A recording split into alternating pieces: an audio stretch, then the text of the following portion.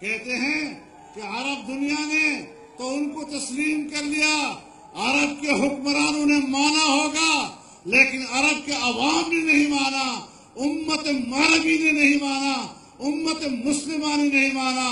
اور آج بھی فلسطین کے اندر، مصر کے اندر وہ تنظیمیں اپنی آزادی و حریت کی بات کرتی ہیں، امت مسلمہ کے موقف کی بات کرتی ہیں۔ لہذا میں آج اس عظیم الشان اجتماع کی موجودگی میں عرب سربراہوں کے، مختلف مملکتوں کے سربراہوں کے ان فیصلوں کو کہ جس کے تحت انہوں نے اسرائیل کو تسلیم کیا ہے، ہم بھی ان کو مسترد کرتے ہیں، اور پاکستان کا حکمران بھول جائے یہ بات کہ ہم زندہ رہیں گے اور پاکستان کے دفتروں پر اسرائیل کا پرچم لہرائے گا۔ نعرہ تکبیر! پاکستان کا مطلب کیا؟ یہ ایک بہت بڑا خطرناک ایجنڈا لے کر آیا ہے۔ میں 10-15 سال سے آپ کو پکار رہا ہوں، پوری قوم کو پکار رہا ہوں، یہ یہودی ایجنٹ یہ پاکستان پر اپنا ایجنڈا لے کر آئے ہیں۔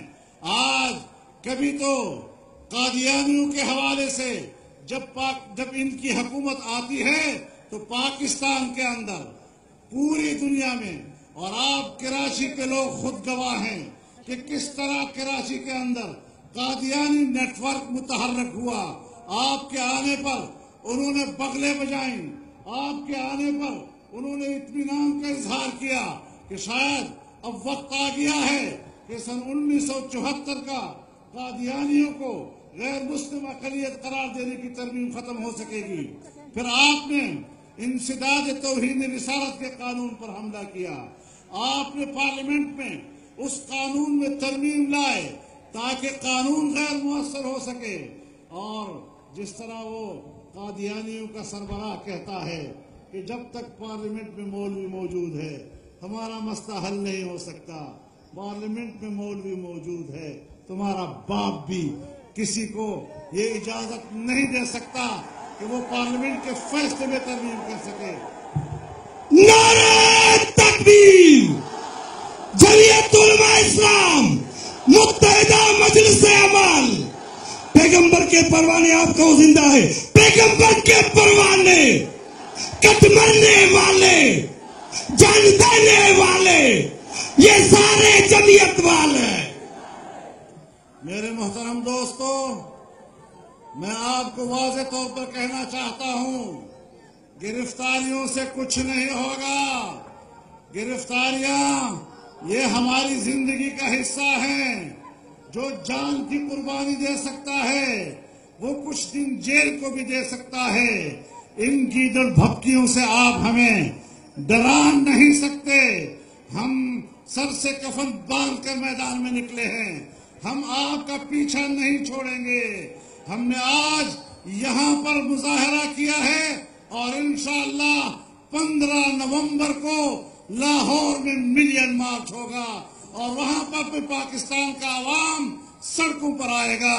لیکن اس سے پہلے رات جو ان کو رہا کیا اور پھر ان کو خدا جانے نہ یہ پتہ چلتا ہے کہ وہ پاکستان میں ہے، نہ یہ پتہ چلتا ہے کس ملک کے حوالے کیا گیا۔ لیکن میں واضح طور پر آج آپ کی تائید کے ساتھ اعلان کرتا ہوں کہ کل بروز جمعے کے نماز کے بعد پورے ملک کے تمام ضلعی ہیڈ کوارٹر میں اس قسم کے فیصلوں کے خلاف بھرپور مظاہرے کیے جائیں گے۔ نعرہ تکبیر!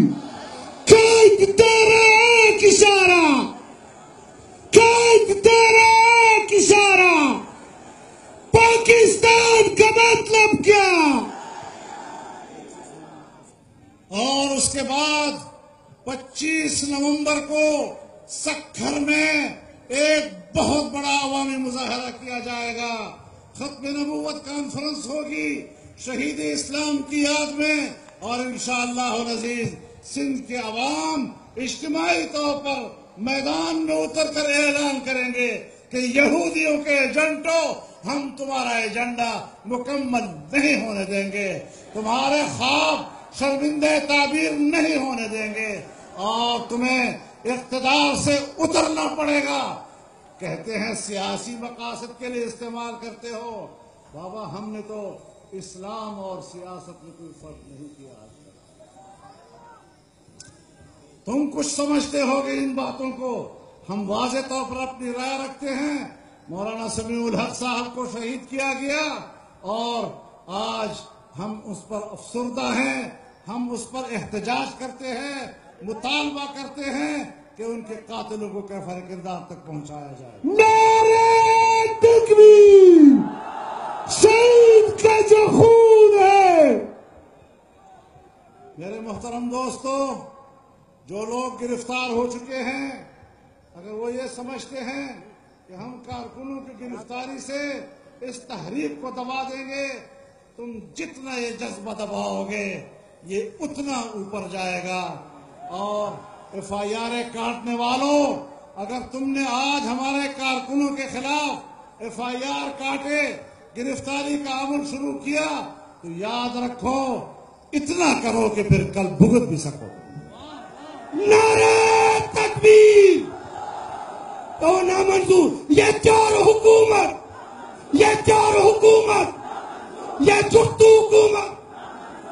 میرے محترم دوستو، اس حوالے سے یہ سفر چل پڑا ہے، یہ کاروان اب چل پڑا ہے، یہ کاروان منزل پہ جا کے رکے گا، اور انشاءاللہ العزیز کوئی ہمارا کسی سے معاہدہ نہیں ہے، کوئی ہمارے کسی سے مذاکرات نہیں ہے۔ متحدہ مجلس عمل اس ساری صورتحال کی قیادت کر رہی ہے، اور انشاءاللہ العزیز یہ سفر جاری و ساری رہے گا۔ اگر مزید آگے مجلس عمل جو آپ کو لائحہ عمل دے گی، گائیڈ لائن دے گی، انشاءاللہ قوم اس کے مطابق اگلے اقدامات کرے گی۔ اللہ آپ کی آمد کو اور آپ کے اس اجتماع کو قبول فرمائے، اور آپ کو اللہ اس کا اجر عظیم عطا فرمائے۔ وآخر دعوانا ان الحمدللہ